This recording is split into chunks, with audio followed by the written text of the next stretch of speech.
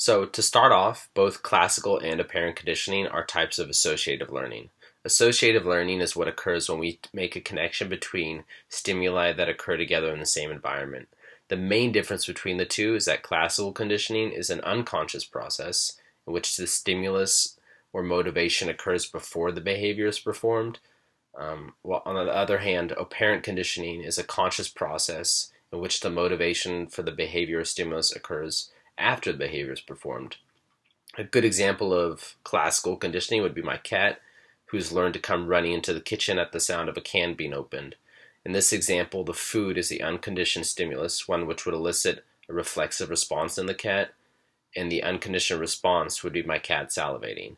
The neutral stimulus in this example is the sound of the can popping, because before I used canned food, the cat would never come into the kitchen at the sound of me opening cans. However, after repeatedly using canned food for a month, the popping of the can became a conditioned response, and now the cat comes running into the kitchen every time I open a can.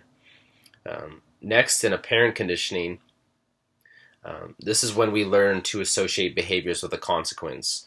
This form of learning states that if an organism does something that brings about a positive result, it'll be more likely to do that in the future. And if it does something to bring about a negative or undesired result, it'll be less likely to do that again.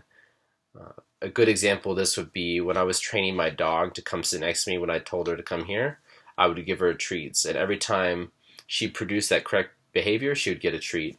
And that's also an example of positive reinforcement. Since she really likes these treats, she was more than happy to come to me every time I called for her.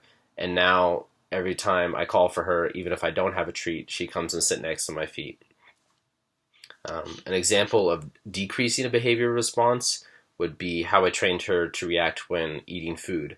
Initially, she would growl and be super aggressive whenever I got close to her or tried to mess with her when she was eating.